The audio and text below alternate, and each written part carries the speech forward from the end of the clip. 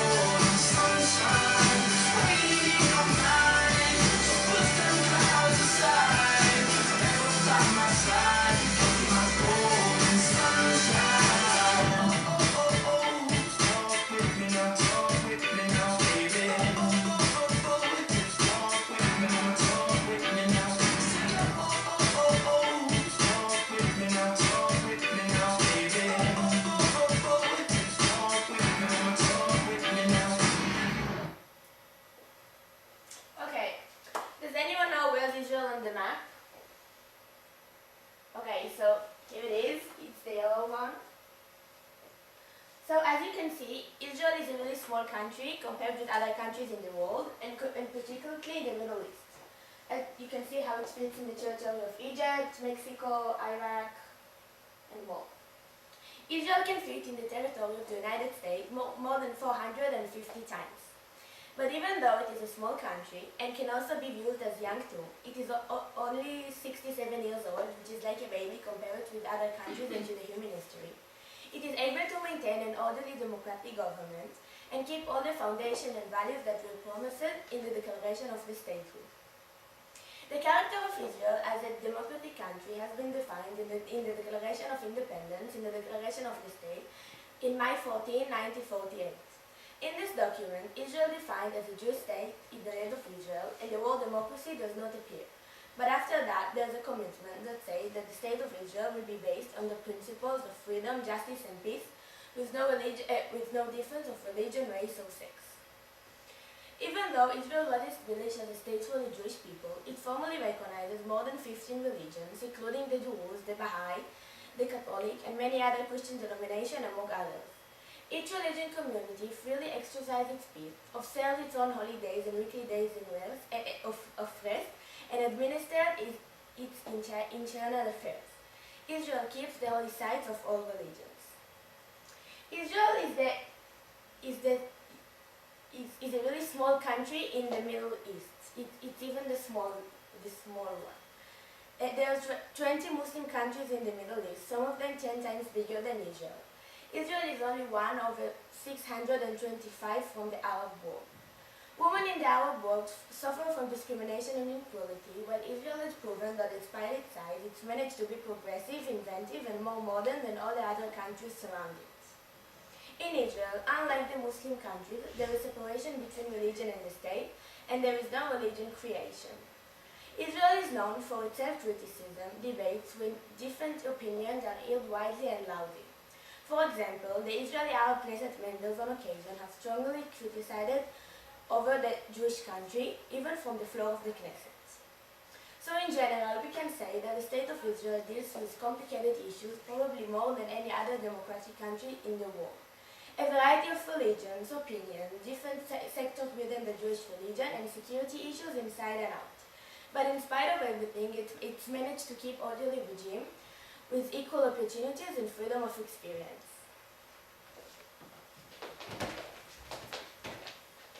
Okay, so as Noah said before, Israel is a really small country, but despite its size, Israel has tons of beautiful views and cities. For example, Haifa, the city we live in, Haifa is the largest city in the northern area of Israel and the third largest city in our country. Haifa is a city of mixed population. Druze, Jews, Christian, Muslim, and Baha'is all live together peacefully in one city. Haifa's municipality is well known by keeping its historical buildings next to the modern one. Haifa has a lot of special places like Bet HaGefen. Bet HaGefen is a Jewish Arab cultural center which believes in creating equal and shared space between people with different identities in Haifa and Israel. Okay, Jerusalem is Israel's largest city and its capital. It is a city with long history of 2,500 years. Jerusalem is filled with amazing stories about its citizens, history, and buildings. It is one of the oldest cities in the world, and the first time the name Jerusalem appeared in the Bible was in Genesis 14d. Jerusalem considers holy to the three main religions: Islam, Christians, and Judaism.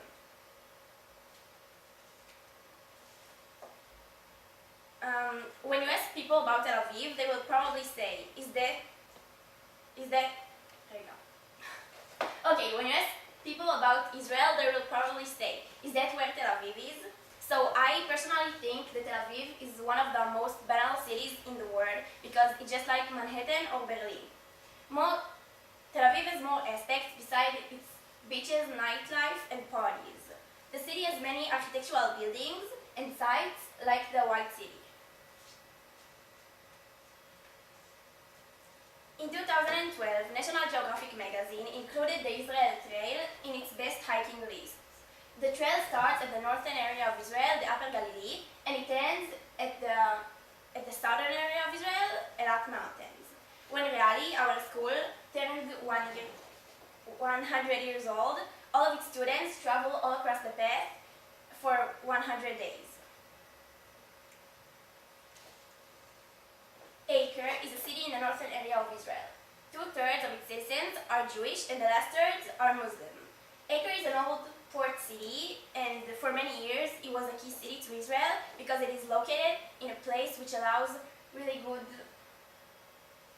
path between the Mediterranean Sea to the land.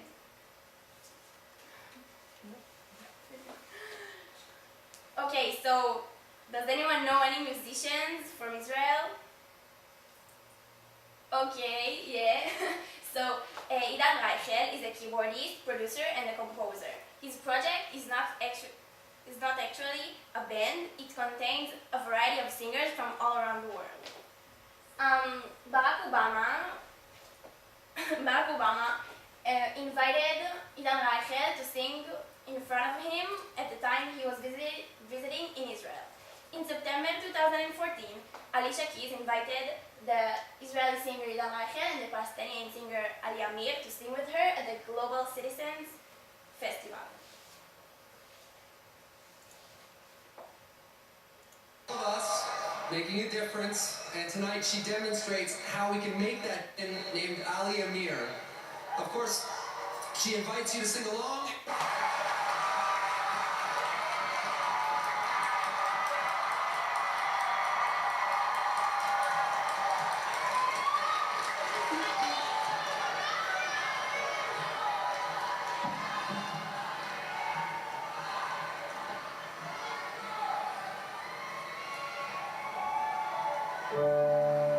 We are here in the spirit of unity, love, compassion, and forgiveness. Please welcome to the stage from Israel, Idan Reichel, and from Palestine, Ali Amir. 'Cause we're here. We are here for all of us.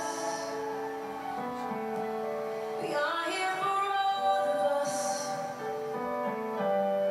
It's why we are here. Why we are here.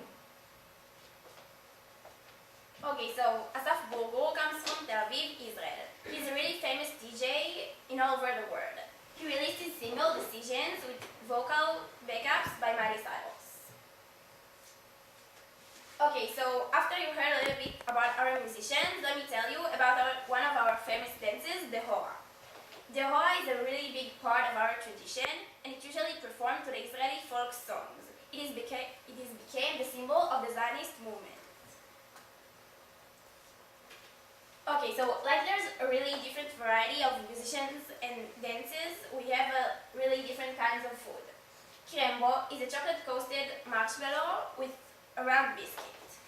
Hummus is a food dip with spread mashed chickpeas with olive oil, lemon juice, and garlic. Today, the hummus is really famous in all over the world, in North Africa, North America, and the Middle East. Hummus is really popular because it's following the kashrut. You can combine it with dairy and meat meals. Okay.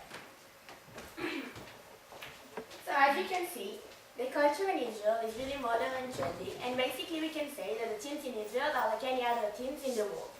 We are listening to the same music, shopping in the same stores, and watching in the same movies. We basically love the same stuff and can find interests and things in common with almost any other teenagers in the world. So what makes us, the Israeli teens, so special? Before I try to answer this question, I will have to define a couple words. Israeli teen. What does it mean? For me, it means to be special, unique, to know the Israeli history, to be involved in the Israeli society, to know and sometimes to live through a war. A war is something that most of the kids in the world don't even experience behind their TV screens. To be an Israeli teen means to walk in other countries' streets, to hide your Jewish necklace if you got one, to be afraid to speak Hebrew because someone who hates Israel can hate you because he doesn't like your nationality. But at the same time, to be proud. Proud to take part of your country and proud to stand up against the people who don't like your country. To be an Israeli teen means to know that in a few years you will go to serve in the Israeli Defense Force, the IDF, no matter in what role or where, because your country needs you. For me, to be an Israeli teen means to know that means to be in a youth movement, like me and my friends who go to the Israeli Scouts. In the Scouts, we learn and share values, and as a counselor in the Scouts, my job is to shape the youth, to teach them my values and to help them to grow up better by those values. As a see it, it helps to shape the future generation of the Israeli society. Some of them may be a great leader in the Israeli society someday, and I want you to be sure that they won't forget the values that we have taught them in the Scouts.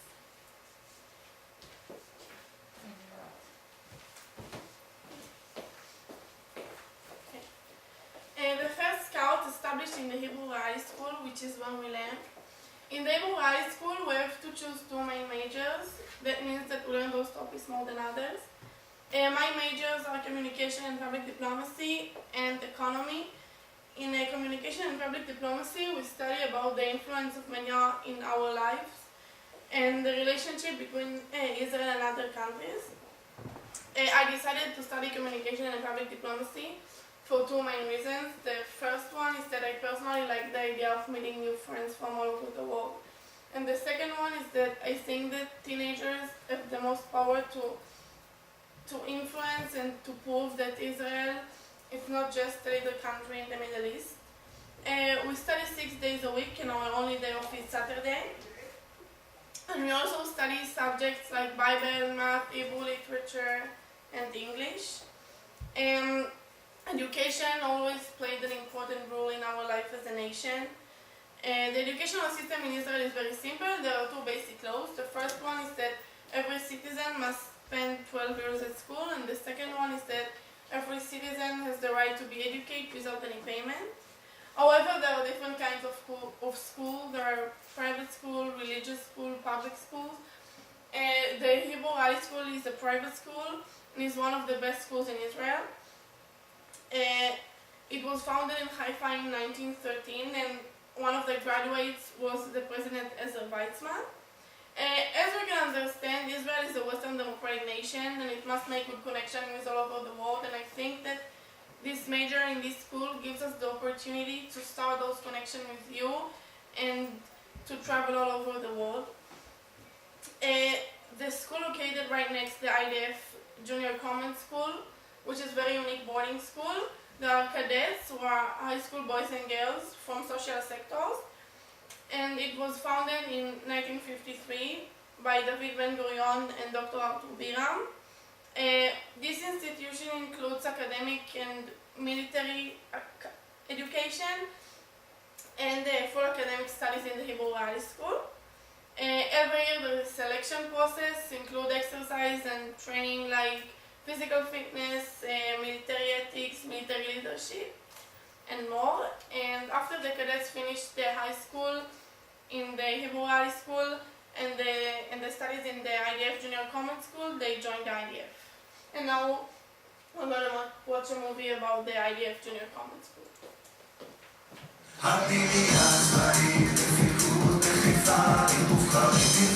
מנהיגים תלמידי כיתות ט' ילחמו עכשיו על מקום בנבחרת, העתודה האיכותית של פיקוד השדה וצה"ל. שלבו לימודים בבית הספר הריאלי בחיפה עם אתגרים יוצאי דופק והכשרה לפיקוד בכל החלית של הצבא. הפנימייה הצבאית לפיקוד בחיפה, הם מובחרים בלבד.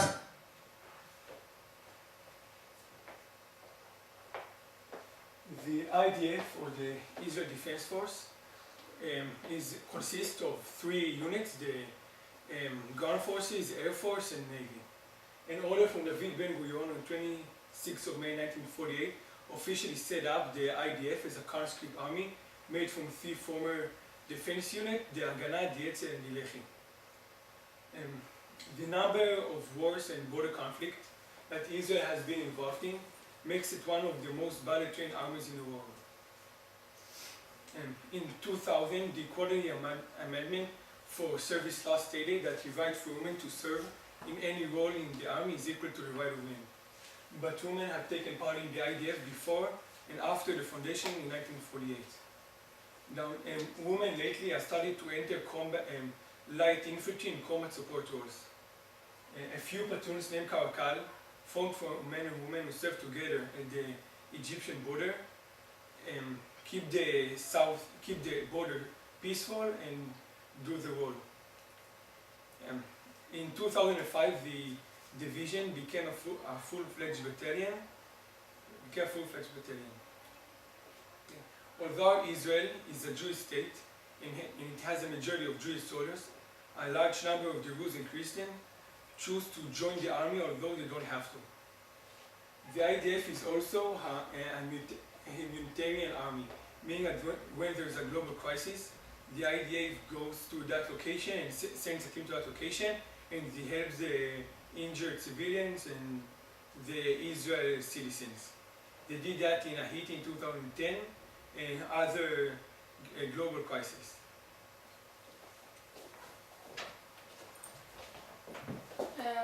So I don't know if some of you heard about the last operation that happened in Israel last summer. It's called Operation Protective Edge. Operation Protective Edge started because of another operation. It was called Brother's Keeper, when Hamas kidnapped and murdered 3 Israeli boys, namely Eyal Frach, Gilad Shar, and Naftali Frankel, on June 12th. On July 2, radical right-wing Israelis kidnapped and murdered an Arab teen in Jerusalem. After that, the Israeli Air Force killed 6 Hamas activists, and from there the tension only increased. On July 8, Operation Protective Edge began. During the operation, there were 12 attempts for ceasefire, which Hamas rejected all of them, and Israel accepted all of them. The first part of the operation was when the Air Force, armed corps, and artillery corps bombed Gaza from the air.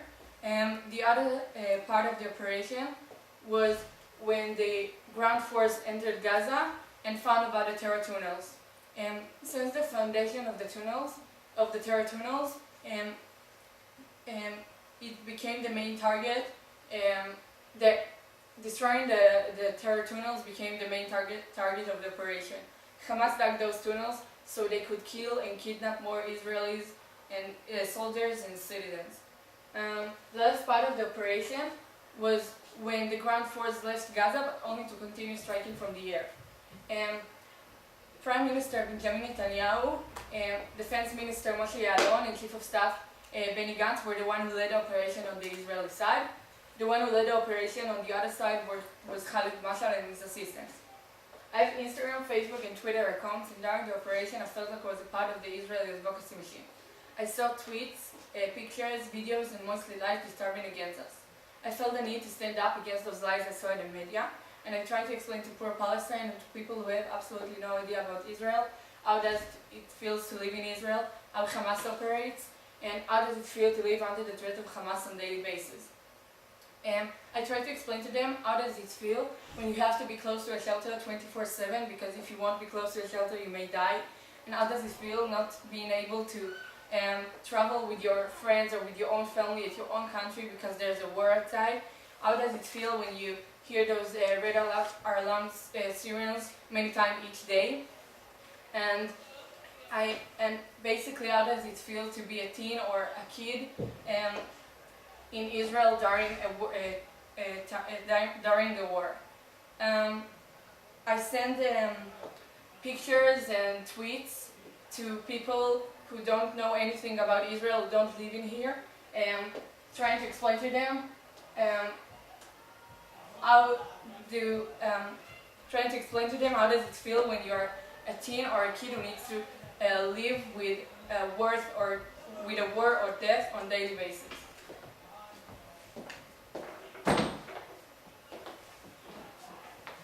After we finish our service in the army, we go on what we call an after-army trip.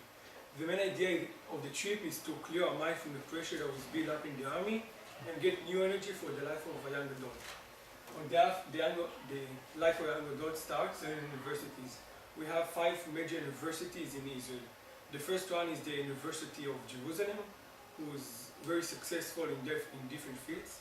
The second one is the Technion, which is very famous for its brilliant scientists. 2 other universities are the University of Tel Aviv and the University of Beersheba. The University of Beersheba is the only university in South Israel, and that's the only place where citizens of the South can go and study. The most special university to me is the University of Haifa, because my father teaches there about Jewish immigrants who immigrated to the United States in the 1900s from Europe. Last year he started a seminar about Jewish immigrants that take place in New York, Philadelphia, and Washington.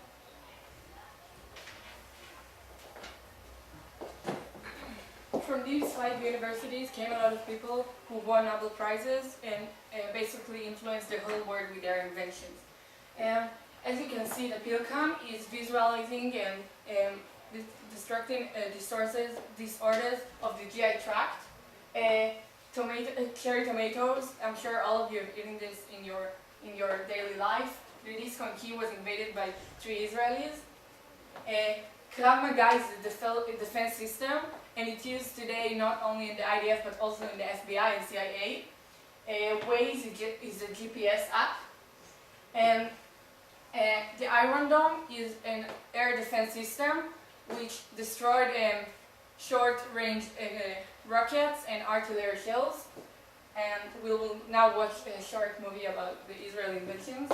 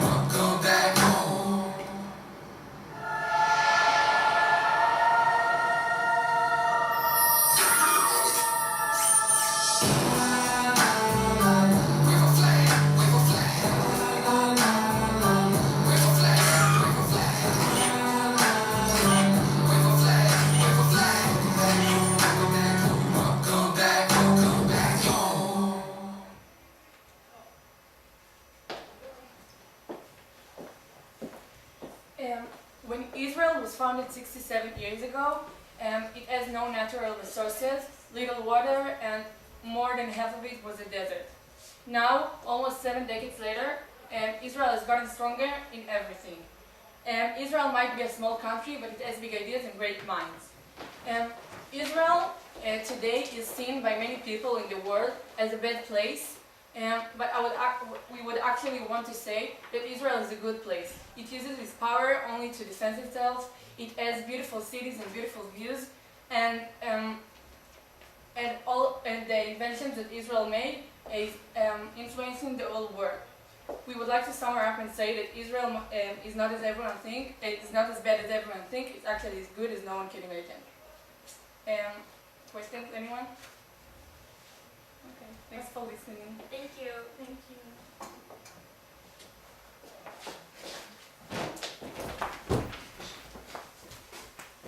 מרגש.